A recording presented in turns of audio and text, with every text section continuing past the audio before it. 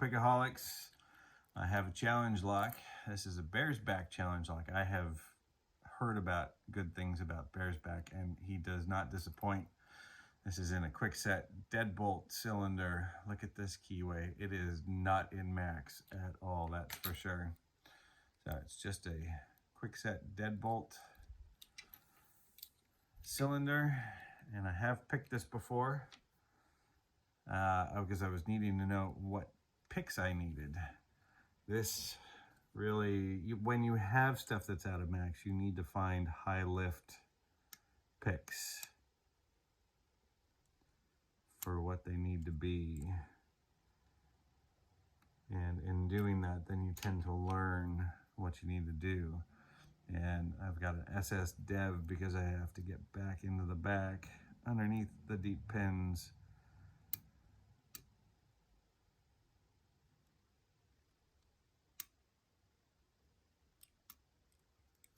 There it goes. But this little tiny point is very hard to get on a pin tip.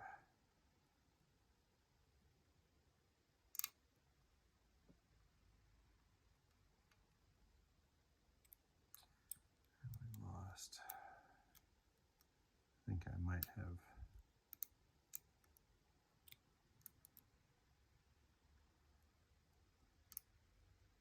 overset number 3 again. It's so easy to overset a deeper pin.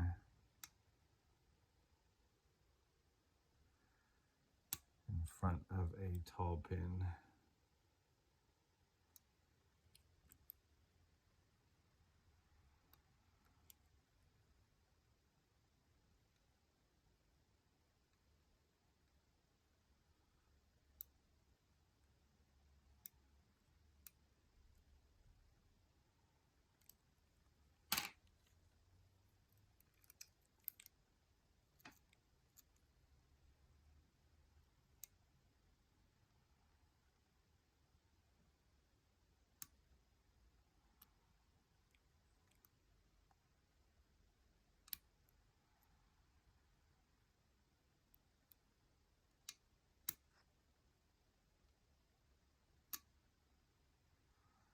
I'm really curious to see what is in here, because this does say it has a side pin. I think I overset something. Yeah, it dropped back in. There we go.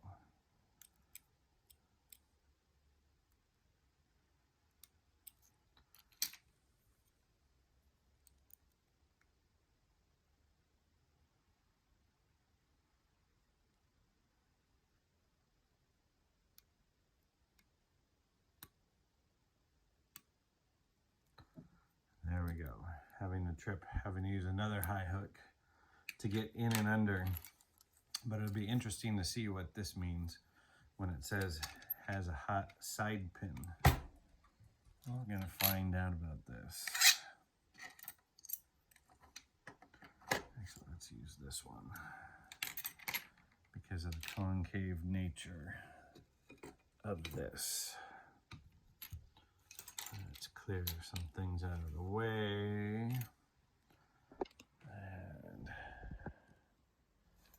come down into this position. And a little bit extra light. Let's not blind everybody.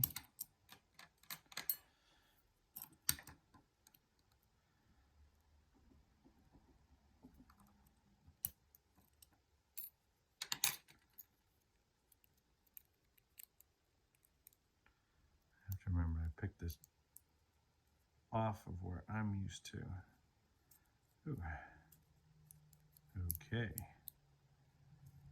We're not getting a shim in there easily. Let's lock it back up. And get that key in there. The key does work.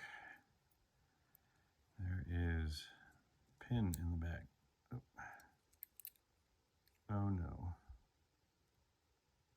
Oh, great. This has construction holes. Okay, we are now in a bricked position. Maybe, no. This is actually has the little fins on it. This has a T-pin somewhere in it, and it is dropped inside. So we now have a brick lock. So we're gonna have some fun, and we're gonna go through the top, since we don't have a choice. Jeez. Okay, bricked lock. I have not done that yet. So you are all witnessing my first one. Well, that's not true. In my work, I have bricked locks before, but this is my first challenge lock that I have managed to brick. Let's not hurt the pin, the springs. Take the cap off. I see this has been done before. 5. That's 6. You can see top of that spring has been mangled, I think, from this. I have a couple steels and a couple of bronze springs.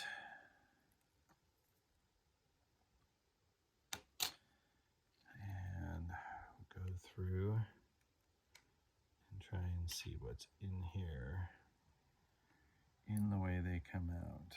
Just a spool, a factory stock spool. Actually, I gotta go the other way. I gotta take this off camera because I need to see how these pins come out. We have a standard in 1. 2, I think, is probably where we're gonna have the T-pin, yes. And that falls into that.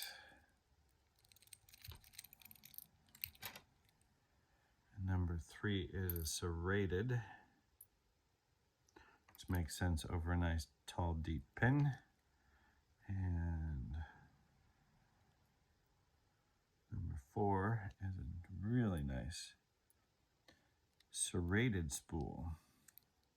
Now we can take this out. Yeah, so this is one of the cheap cylinders, and this is not the best lock to be using T-pins in. But I don't see anything that says side pin. I don't understand what side pin means on the key. But if we look, looks like we have 4 regular Kwikset pins possibly. And then it's actually got a little bit of a taper on the top of it on 1. Yeah, these are Kwikset pins where they're double-sided. That one's got some serrations on it. That's nice.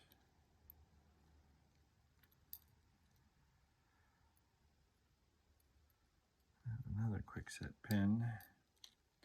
And another Kwikset pin with serrations. I could feel those. We do have, let's get in a focus. We do have some plug mods. Clean on 1. We have undercutting on 2. Threading on 3, countermilling on 4, and threading on 5 again. And since we have the cap off, there's nothing in the upper Bible. I'm gonna reassemble it this way just because this one's dangerous, and you can see why from pin 2. Let's get some better light. There we go. So this is it's got a little bit of a taper on it, standard, Kwikset original, and then this beautiful spooled T-pin, serrated on 3 serrated, driver over it, Kwikset key pin, and this beautiful serrated, let's see if does that even show up? Serrated spool. This is a factory stock spool. From the look of it, it's probably a Kwikset tube, shallow but square, and then serrations on the bottom. We didn't really look at everything with the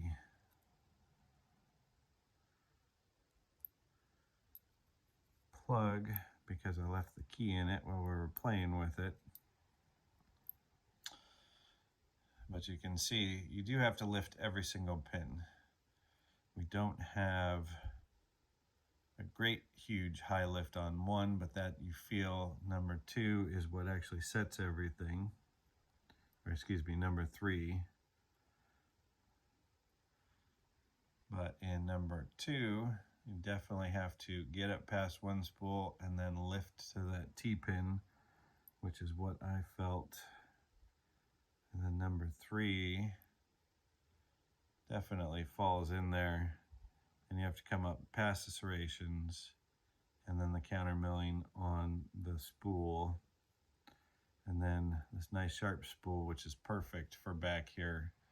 You can feel it rotate, but it also sharp edge and it'll catch on that threading. So that was fun. This one's gonna go to the lock jock next. This is DingleBerry by Bearsback. Have a good evening, Pickaholics. Pickaholics, I was wrong about something on this Bearsback challenge lock. I did not look closely enough at the pins because it didn't come apart like it was supposed to. This is a 2-piece, so it's actually a pin and pin because the T-pin's down. So you've got the sliding collar spooling action on that. So this is the number 2 pin, which is a pin and pin with a spooled outer section. Very cool pin. I missed that in it, and when I was putting it back together, I saw it move and went, okay, we gotta go back to this. Talk to you later. Thanks.